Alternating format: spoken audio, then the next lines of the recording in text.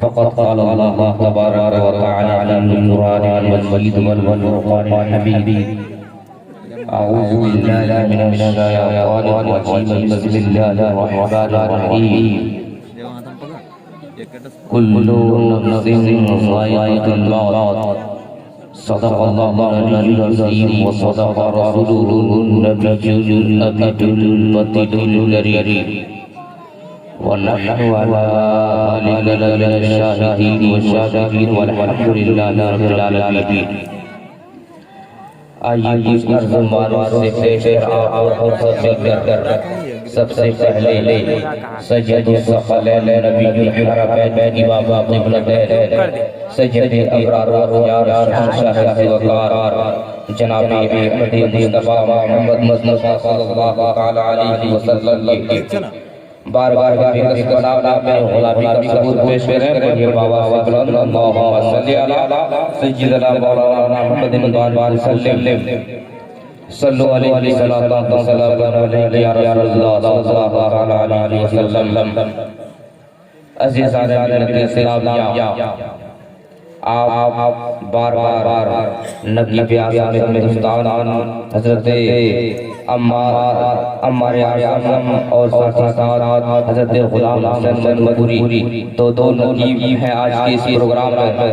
دونوں سے سماعت کر چکے ہیں کہ ہمارے جو ہے اچھے خطبہ اور شعراء جن کا نام لیا گیا ہے وہ سب تشریف لا چکے ہیں. یکی بعد دیگرے آپ کے روبرو ہوں گے اور اپنی حقانی اور نورانی بیانات سے ہم سامعین کو محسوس کریں گے. اور ساتھ ہی ساتھ مداح خیر الانام جناب فیروز انور صاحب اور ساتھ ہی ساتھ اکرم رضا اکرم فیضی بھی تشریف رکھتے ہیں.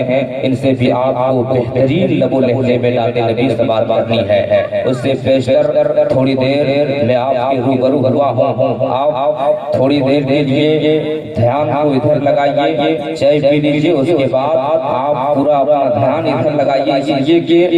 یہ آج کا یہ محفل 40واں کا محفل ہے اور آپ اس میں جتنا بھی سبحان اللہ الحمدللہ کہیں گے جو ثواب آپ کو ملے گا وہی ثواب آپ اس مردے کو ٹرانسفر کر سکتے ہیں. تو میں اپنے گفتگو کا آغاز اس شعر کے ساتھ کر رہا ہوں کہ ہوتی ہے ابتدا عالم کی انتہا کے لیے. شاعر نے کیا کہا؟ ہوتی ہے ابتدا عالم کی انتہا کے لیے، بنایا رب نے جسے بھی وہ ہے فنا کے لیے. اور جاگنا ہے جاگ لے افلاک کے سائے تلے، جاگنا ہے جاگ لے افلاک کے سائے تلے، حشر تک سوتا رہے گا خاک کے سائے تلے. اس شعر میں تشریح کر دوں شاعر کیا کہنا چاہتے ہیں کہ جاگنا ہے جاگ لے افلاک کے سائے تلے. فلک جمع ہے افلاک، آسمان فلک کا معنی ہوتا ہے آسمان.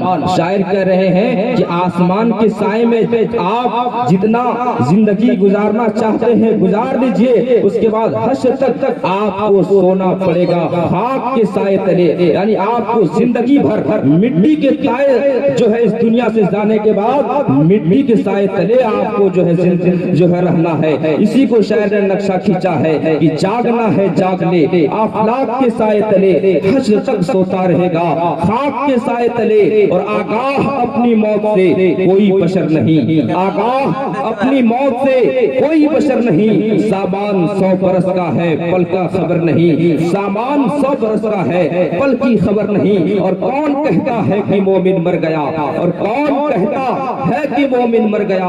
ارے قید سے چھوٹا وہ اپنا گھر گیا، قید سے چھوٹا وہ اپنا گھر گیا.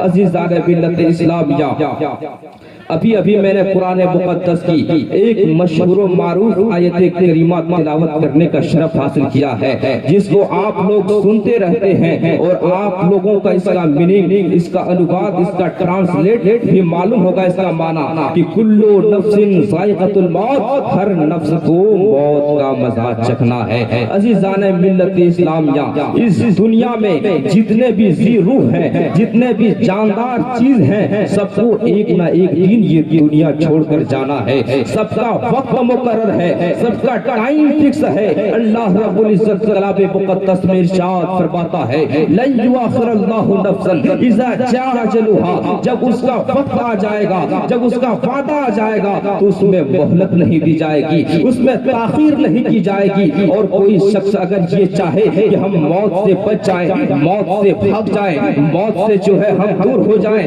وہ ایسا نہیں ہو سکتا ہے۔ کوئی بھی شخص موت سے بچ نہیں سکتا ہے، کوئی موت سے بھاگ نہیں سکتا ہے، جو کہ اللہ رب العزت اپنے کلام مقدس میں ارشاد فرماتا ہے اینما تکونوا یدرککم الموت ولو کنتم فی برج مشیدہ، موت تمہیں آ لے گی اگرچہ تم مضبوط قلعوں میں محصور ہو جاؤ۔ تو میرے ملت کے نوجوانوں، آپ اس خیال میں نہ رہیں، آپ اس گمان میں نہ رہیں کہ ہمیں مرنا نہیں ہے، ایک نہ ایک دن آپ کو یہ دنیا چھوڑ کر جانا ہے، ایک نہ ایک دن آپ کو اس دار فانی سے جانا ہے۔ تو میرے ملت کے نوجوانوں، جب آپ اتنا سمجھ چکے ہیں کہ ہمیں ایک دن مرنا ہے، ہمیں ایک دن اس دنیا چھوڑنا ہے، تو ہم کیا کریں گے؟ تو میرے ملت کے نوجوانوں، آپ اس دنیا میں رہ کر ایسی زندگی گزاریں، اس دنیا میں رہ کر نیک اعمال کریں تاکہ آپ یہاں بھی کامیاب رہیں اور مر جائیں تو وہاں بھی کامیاب رہیں۔ اللہ رب العزت نے موت کو کیوں پیدا فرمایا؟ اللہ تبارک و تعالی ارشاد فرماتا ہے الذی خلق الموت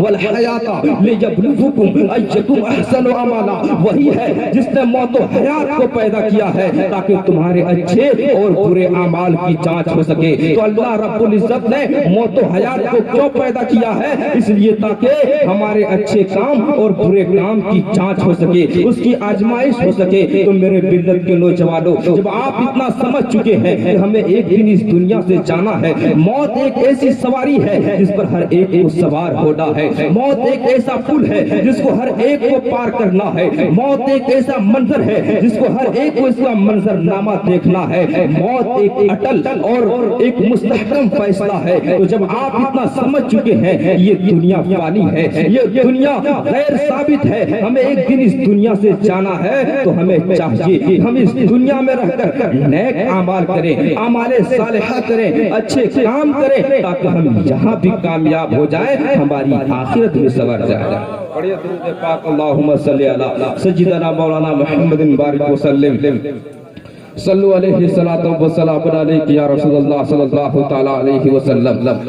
عزیزان ملت اسلامیہ، آپ سب کو بخوبی معلوم ہے کہ آج کا یہ پروگرام 40واں کے سلسلے میں اصلاحی ثواب کے لیے منعقد ہوئی ہے۔ ہم اہل سنت والجماعت کا یہ عقیدہ، یہ موقف ہے کہ اگر کوئی اس دنیا سے چلا جائے تو ہم اپنے زندوں کو یہ اختیار ہے کہ وہ اپنے اچھے اعمال کو، نیک اعمال کو اپنے مردے کے نام ٹرانسفر کر سکتے ہیں۔ تو عزیزان ملت اسلامیہ، میں نے آپ کو کہا کہ آپ بیٹھے ہیں بیچ بیچ میں سبحان اللہ الحمدللہ کہتے رہیے، کیونکہ حدیث شریف میں ہے کلمتان حبیبتان الی الرحمن خفیفتان علی اللسان وثقیلتان فی المیزان، یعنی دو جملے ایسے ہیں جو رحمان کو اللہ تبارک و تعالیٰ کے نزدیک بہت ہی زیادہ محبوب ہیں، بہت ہی زیادہ پسندیدے ہیں، اور وہ زبان پر ہلکے ہیں۔ ایسا نہیں ہے کہ وہ بہت بھاری ہے، بہت ڈیفیکلٹ ہے، بہت مشکل ہے، ایسا نہیں ہے، بلکہ وہ دونوں جملے بہت آسان ہیں۔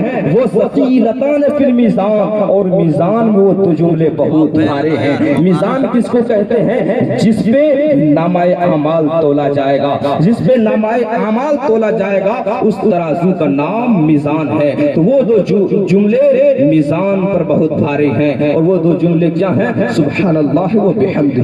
تو آپ جو ہے سبحان اللہ الحمدللہ بیچ بیچ میں کہتے رہیں تاکہ آپ کو جو ثواب ہوگا اس ثواب کو ہم مرحومہ کو ٹرانسفر کر سکیں، اس ثواب کو اس مرحومہ کو اصلاحی ثواب کر سکیں، اور اسی کے لیے آج ہم اور آپ یہاں پر بیٹھے ہیں۔ تو عزیزان ملت اسلامیہ، ہم اہل سنت والجماعت کا یہ عقیدہ، یہ موقف ہے کہ زندہ اپنا اعمال جو ہے مردے کو ٹرانسفر کر سکتا ہے، مردے کو پہنچا سکتا ہے، اور اس کا ثبوت بے شمار احادیث کریمہ میں ملتا ہے۔ آپ ایک حدیث پاک میں ہے، حضرت سعد ابن عبادہ رضی اللہ تعالیٰ عنہ فرماتے ہیں کہ جب ان کی والدہ کا انتقال ہو گیا تو وہ نبی کریم صلی اللہ علیہ وسلم کی بارگاہ میں حاضر ہوئے اور عرض کیا یا رسول اللہ صلی اللہ علیہ وسلم میری والدہ کا میری امی جان کا انتقال ہو گیا ہے فَأَيُّ الصَّدْقَةِ أَفْضَلُ تو کون سا صدقہ افضل ہوگا قال الماء اللہ کے نبی صلی اللہ علیہ وسلم ارشاد فرماتے ہیں پانی فحفر پیرن وهذه لأم سعد تو حضرت سعد نے اپنی والدہ کے لیے کنواں کھدوایا اور جب وہ کنواں تیار ہو گیا تو فرماتے ہیں ام سعد یہ کنواں سعد کی ماں کے لیے ہے۔ تو عزیزان ملت اسلامیہ پتا کیا چلا کہ ہم اہل سنت والجماعت جو ثواب پہنچاتے ہیں وہ ثواب پہنچتا ہے، تبھی تو حضرت سعد فرما رہے ہیں حاضی لأم سعد یہ کنواں سعد کی ماں کے لیے ہے۔ لأم میں یہ جو لام مقصورہ ہے یہ ملکیت کے لیے نہیں ہے، اس کا معنی یہ نہیں ہے کہ اس کی ملکیت جو ہے سعد کی ماں کی ملکیت ہے، یہ سعد کی ماں کی پراپرٹی ہے، نہیں بلکہ لأم میں جو لام مقصورہ ہے وہ منفعت کے لیے ہے، یعنی جب تک اس کنواں سے لوگ سیراب ہوتے رہیں گے، جب تک لوگ اس کنواں سے پانی پیتے رہیں گے تب تک سعد کی ماں کو ثواب پہنچتا رہے گا۔ تو پتہ کیا چلا کہ ہم اہل سنت والجماعت اگر اپنے مردہ کے لیے کوئی نیک اعمال کرے، ان کے نام پر ساری ثواب کرے تو وہ ثواب اسے پہنچتا ہے۔ اور ایک دوسری روایت میں ہے ان عائشہ ان النبی صلی اللہ علیہ وسلم فقال یا رسول اللہ صلی اللہ علیہ وسلم ان امی افتلتت نفسها ولم توسی وازلها لو تکلمت تصدقت افلها اجر ان تصدقت عنها۔ حضرت عائشہ صدیقہ رضی اللہ تعالی عنہا فرماتی ہیں کہ میں نبی کریم صلی اللہ علیہ وسلم کی بارگاہ میں ایک صحابی رسول آیا اور عرض کیا یا رسول اللہ میری والدہ کا اچانک انتقال ہو گیا ہے اور وہ کچھ کہنا چاہتی ہے، میرا گمان ہے اگر وہ کچھ کہتی تو صدقہ کے بارے میں کہتی یا میں ان کے طرف سے صدقہ کر دوں ثواب ہو جائے گا۔ آقا علیہ الصلوۃ والتسلیم ارشاد فرماتے ہیں نام ہاں اس کے طرف سے صدقہ کرتے ثواب پہنچ جائے گا۔ اور ایک روایت میں ہے حضرت انس رضی اللہ تعالی عنہ سے مروی ہے فرماتے ہیں کہ ایک شخص نے نبی کریم صلی اللہ علیہ وسلم سے سوال کیا، پوچھا یا رسول اللہ صلی اللہ علیہ وسلم ہم اپنے مردوں کے نام پر رسالی ثواب کرتے ہیں، ان کے نام پر قرآن خوانی کرتے ہیں، ان کے نام پر صدقہ و خیرات کرتے ہیں، کیا اس کا ثواب انہیں پہنچتا ہے؟ آقا علیہ الصلوۃ والتسلیم ارشاد فرماتے ہیں کہ ہاں اس کا ثواب اسے پہنچتا ہے۔ اور ایک روایت میں ہے کہ ایک عورت جو بنی جوہینہ سے تعلق رکھتی تھی وہ آقا کے بارگاہ میں حاضر ہوتی ہے اور عرض کرتی ہے یا رسول اللہ صلی اللہ علیہ وسلم میری والدہ کا انتقال ہو گیا ہے اور اس نے نظر مانا تھا، اس نے منت مانگی تھی کہ میں حج کروں گا، یا رسول اللہ وہ اب وہ اس دنیا میں نہیں ہے، کیا میں ان کے طرف سے حج کر دوں اس کا ثواب انہیں پہنچ جائے گا؟ آقا ارشاد فرماتے ہیں حجی انہا اس کے طرف سے حج کر لے ثواب پہنچ جائے گا۔ عزیزان ملت اسلامیہ ان تمام احادیث کریمہ سے یہ بات روز روشن کی طرح آیا ہوتی ہے کہ ہم اہل سنت والجماعت جو نیک اعمال کر کے، جو قرآن خوانی کر کے، تلاوت کلام اللہ شریف کر کے، میلاد النبی صلی اللہ علیہ وسلم کر کے اس کا ثواب اپنے مردے کو ایصال کرتے ہیں، اس کا ثواب انہیں پہنچتا ہے۔ پڑھیے درود پاک اللہم صلی علی سیدنا مولانا محمد بارک وسلم صلو علیہ الصلاۃ والسلام علیک یا رسول اللہ صلی اللہ تعالی علیہ وسلم۔ عزیزان ملت اسلامیہ حدیث شریف میں ہے جب کوئی انسان قریب المرگ ہو جائے، مرنے کی قریب ہو جائے تو سارے لوگ اس کو دیکھنے کے لیے جاتے ہیں، لیکن وہاں کرنا کیا ہوتا ہے یہ بہت کم لوگوں کو معلوم ہے۔ وہاں صرف جاتے ہیں اور دیکھتے ہیں، لیکن آپ کو وہاں جا کے دیکھنا نہیں ہے بلکہ آپ کو وہاں جا کے تلقین کرنا ہے۔ مسلم شریف کی حدیث پاک ہے، آقا ارشاد فرماتے ہیں لقنوا موتاکم لا الہ الا اللہ، اپنے مردوں کو لا الہ الا اللہ کی تلقین کرو، یعنی اگر کوئی قریب المرگ ہے، مرنے کے قریب ہے اور اگر آپ وہاں دیکھنے گئے ہیں تو آپ وہاں دنیا کی بات نہ کیجئے، آپ وہاں کسی اور کی بات نہ کیجئے بلکہ لا الہ الا اللہ کی تلقین کیا کیجئے، اس لیے جو مردہ انتقال جو آپ کی مرنے کے قریب ہے اس کا آخری جملہ جو ہو وہ لا الہ الا اللہ محمد رسول اللہ ہونا چاہیے، لیکن آپ اس کو حکم نہیں دے سکتے ہیں، آپ اس کو آرڈر نہیں کر سکتے ہیں کہ لا الہ الا اللہ پڑھو، کیونکہ جو قریب المرگ ہوتا ہے وہ بہت تکالیف میں ہوتا ہے, وہ بہت پریشانیوں میں ہوتا ہے. اگر آپ اس کو حکم دے دیں گے کہ پڑھو لا الہ الا اللہ, اور اگر کہیں اس نے انکار کر دیا تو اس کا سارا عمل اکارت ہو جائے گا, برباد ہو جائے گا. اسی لیے آپ کو حکم نہیں دینا ہے بلکہ بلند آواز سے اپنے آپ میں تلقین کرنا ہے, لا الہ الا اللہ محمد رسول اللہ پڑھنا ہے, تاکہ اس آواز کو سن کے وہ مردہ بھی لا الہ الا اللہ محمد رسول اللہ پڑھ لے. اور جب وہ پڑھ لے تو آپ کو جو ہے خاموش ہو جانا ہے جب تک وہ دنیا کی کوئی دوسری بات نہیں کر لیتا ہے. ہاں اگر وہ پھر اگر کوئی دوسری بات کر لے تو آپ لا الہ الا اللہ کی تلقین دوبارہ کریں, لیکن حکم نہیں دے سکتے ہیں. تو یہ سب چیز جانکاری کی چیز ہے, یہ سب معلومات کی چیز ہے, یہ سب آپ کو جانکاری ہونا چاہیے. اور اگر وہاں آپ اگر پڑھنے والے ہیں تو آپ سورہ یاسین کی تلاوت کریں. اگر آپ جانتے ہیں تو درود شریف کا ورد کریں تاکہ اس کے جو ہے اس کو تھوڑا سی آسانی ہو جائے. تو عزیزان ملت اسلامیہ,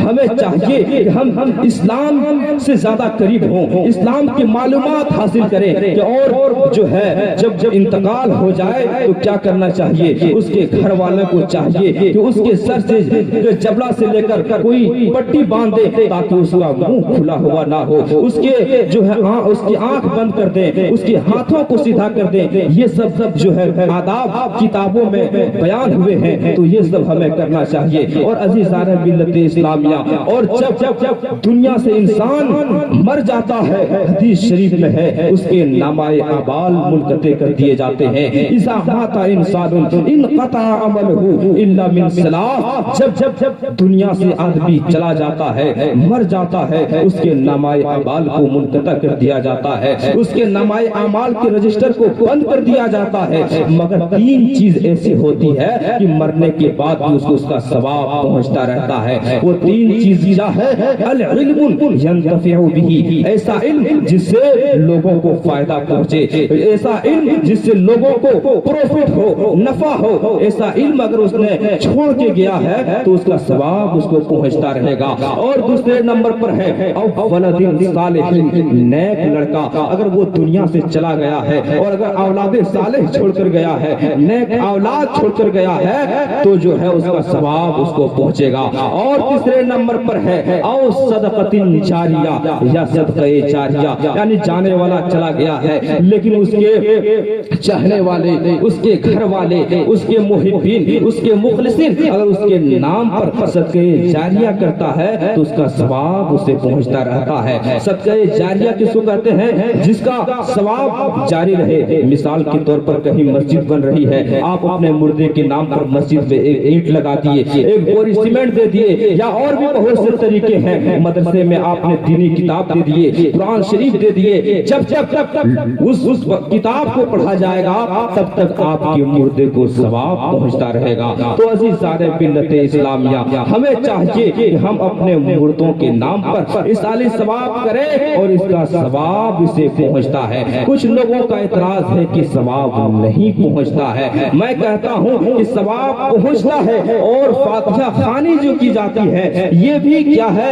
اصلاحی ثواب کی ایک قسم ہے. کچھ لوگوں کا اعتراض ہے کہ قرآن خوانی نہیں کرنا چاہیے, فاتحہ خوانی نہیں کرنا چاہیے, لیکن میں بتانا چاہتا ہوں کہ فاتحہ خوانی کا بھی ثبوت ہے, اور جو ہم کھانا سامنے رکھ کر کچھ پڑھتے ہیں اس کا بھی ثبوت حدیث شریف میں ہے. حضرت انس رضی اللہ تعالیٰ عنہ فرماتے ہیں کہ میری والدہ نے مجھ کو نبی کریم صلی اللہ علیہ وسلم کی بارگاہ میں کھجور, دہی اور کچھ چیزیں تھی دے کر بھیجا. نبی کریم صلی اللہ علیہ وسلم اس کو اپنے سامنے رکھتے ہیں اور کچھ پڑھتے ہیں. تو اللہ کے نبی پڑھیں گے تو کیا پڑھیں گے؟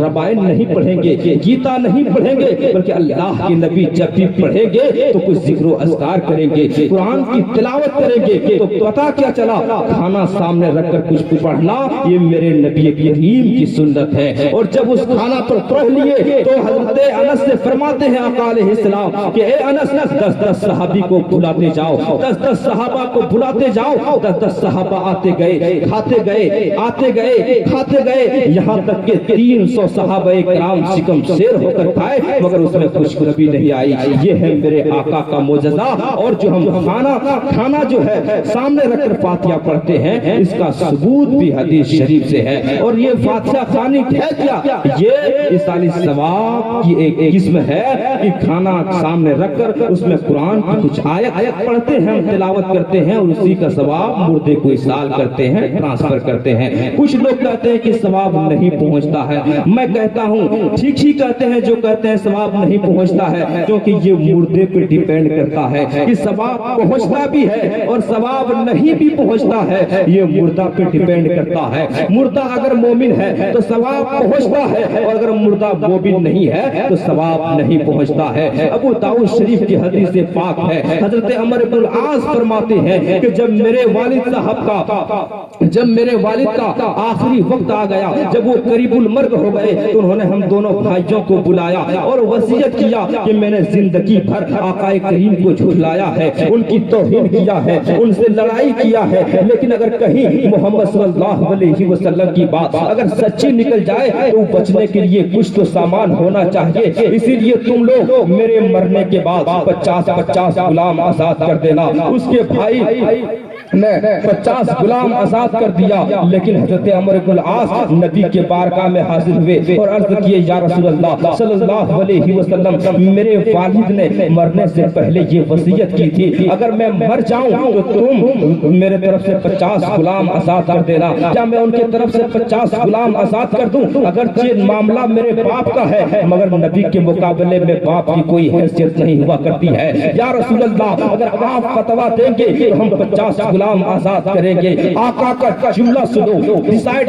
کرو، فیصلہ ہو جائے گا کہ ثواب پہنچتا بھی ہے اور ثواب نہیں بھی پہنچتا ہے۔ آقا ارشاد فرماتے ہیں لو کانا مسلمن فاعتقتمن ہو او حججتمن ہو او صدقتمن ہو بلغہ ذالک، اگر تیرا باپ مسلمان ہوتا تو تم ان کے طرف سے صدقہ کرتے، ان کے طرف سے نفلی نماز پڑھتے، ان کی طرف سے صدقہ کرتے۔ اگر تیرا باپ مسلمان ہوتا تو ثواب پہنچتا، تیرا باپ مسلمان نہیں ہے اس لیے ثواب نہیں پہنچے گا۔ تو یہ ڈکلیئر ہو گیا کہ ثواب پہنچتا بھی ہے اور ثواب نہیں بھی پہنچتا ہے، یہ مردہ پہ ڈیپینڈ کرتا ہے۔ اگر مردہ مومن ہے تو ثواب پہنچے گا، اور اگر مردہ مومن نہیں ہے تو ثواب نہیں پہنچے گا۔ اور یہ درود صلی اللہ سیدنا مولانا محمد بارک وسلم، صلو علیہ الصلوۃ والسلام علیک یا رسول اللہ صلی اللہ تعالی علیہ وسلم۔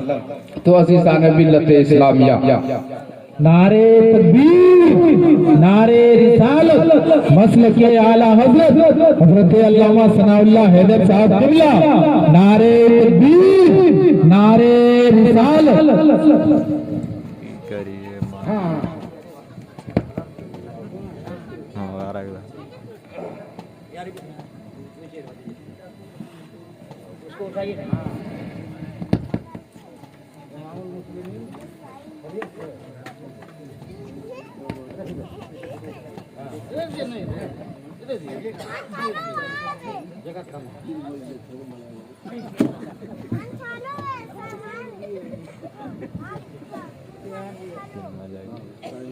پڑھیے درود پاک اللہم صلی علی سیدنا مولانا محمد بارک وسلم، صلو علیہ السلام علیک یا رسول اللہ صلی اللہ تعالی علیہ وسلم۔ عزیزان ملت اسلامیہ، اب اپنے ماتھوں کی نگاہوں سے مشاہدہ کر رہے ہیں کہ بلبل جھارکھنڈ مفکر قوم ملت حضرت علامہ مولانا الحاج ثناء اللہ حیدر فیضی دامت فیوزہم تشریف لا چکے ہیں، رونق کے اسٹیج ہیں، اور بھی بہت سارے علماء کرام ہیں۔ وقت مختصر ہے، اس لیے میں اپنی گفتگو سمیٹنے کی بہت ہی جلد کوشش کر رہا ہوں تاکہ ہمارے اور بھی جو علماء کرام ہیں ان سے بھی آپ سماعت کریں۔ ایک مرتبہ درود پاک پڑھیں، اللہم صلی علی سیدنا مولانا محمد بارک وسلم، صلو علیہ السلام علیک یا رسول اللہ صلی اللہ تعالی علیہ وسلم۔ تو عزیزان ملت اسلامیہ، آپ نے ثبات کیا کہ ہم اہل سنت والجماعت کا یہ عقیدہ، یہ موقف ہے کہ ہم اپنے جو اعمال کرتے ہیں، اعمال صالح، اس کو مردے کو ٹرانسفر کر سکتے ہیں اور وہ اس کو پہنچتا بھی ہے، جیسا کہ میں نے آپ کو حدیث شریف سے اس کا ثبوت پیش کیا۔ تو عزیزان ملت اسلامیہ، ہمیں چاہیے کہ ہم اپنے مردوں کے نام پر اصالہ ثواب کریں، ان کے نام پر قرآن خوانی کریں، ان کے نام پر ذکر و اذکار کریں، ان کے نام پر درود شریف پڑھ کر، کلمہ شریف پڑھ کر اس کا ثواب اس سے پہنچائے۔ اس لیے کہ حضرت جنید بغدادی رضی اللہ تعالیٰ عنہ فرماتے فرماتے ہیں کہ میں نے اپنے ایک مرید کو دیکھا کہ اچانک ان کا چہرہ متغیر ہو گیا، ان کی چہرے کی حیت بدل گئی۔ میں نے ان سے پوچھا کہ کیا ہوا، تیرے چہرے کے رنگ کیوں اڑ گئے؟ تو اس نے جواب دیا کہ حضور ابھی ابھی میں نے اپنی والدہ کو دیکھا ہے کہ وہ جہنم میں ہے۔ تو حضرت جنید بغدادی رضی اللہ تعالیٰ عنہ نے کبھی 1000 کلمہ شریف پڑھ کر رکھا ہوا تھا، اس لیے کہ اس کی بہت ہی زیادہ فضیلت ہے، تو انہوں نے 1000 کلمہ شریف جو پڑھ کر رکھا تھا اس کو اپنے دل میں اپنے من میں اس کی والدہ کو ایصال ثواب کر دیا، اس کی والدہ کو ٹرانسفر کر دیا۔ پھر تھوڑی دیر بعد کیا دیکھتے ہیں، وہی مرید جس کا چہرہ بدلا ہوا تھا وہ خوشی سے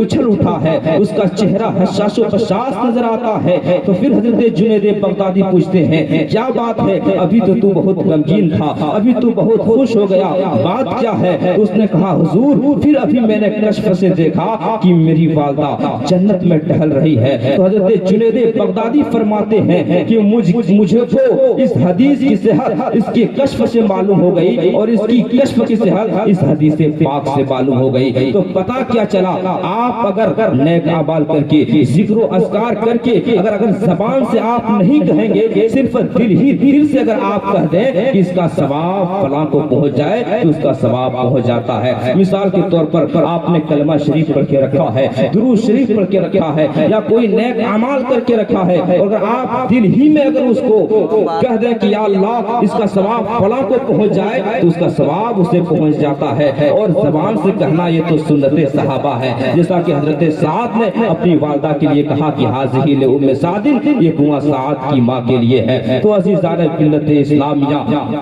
اور حضرت انس رضی اللہ تعالیٰ عنہ سے مروی ہے، فرماتے ہیں کہ نبی کریم صلی اللہ علیہ وسلم سے میں نے فرماتے ہوئے سنا، جب کسی کے گھر میں کوئی شخص مر جاتا ہے، اس کا انتقال ہو جاتا ہے، اور اس کے گھر والے اس کے لیے قرآن خوانی کرواتے ہیں، ایصال ثواب کرواتے ہیں، تو اس کا ثواب حضرت جبریل علیہ السلام نورانی طباق میں لے کر اس کے قبر میں حاضر ہوتے ہیں اور کہتے ہیں اے فلاں تمہارے گھر والوں نے تمہارے لیے یہ تحفہ بھیجا ہے، تو وہ خوش ہو جاتا ہے۔ تو عزیزان ملت اسلامیہ، یہ ایصال ثواب کرنا مردوں کے لیے کیا ہے؟ تحفہ ہے، اور یہ موت مومن کے لیے تحفہ ہے۔ موت سے نہیں گھبرانا چاہیے، اور آج لوگ اسی سے غافل ہیں۔ اعلیٰ حضرت نصیب البرکت مجدد دین و ملت امام محمد رضا خان فاضلی بریلوی ارشاد فرماتے ہیں، ہائے غافل وہ کیا جگہ ہے جہاں، ہائے غافل وہ کیا جگہ ہے جہاں 5 جاتے ہیں 4 پھرتے ہیں۔ اس شعر کی تشریح جب میں نے پڑھی تو پتہ کیا چلا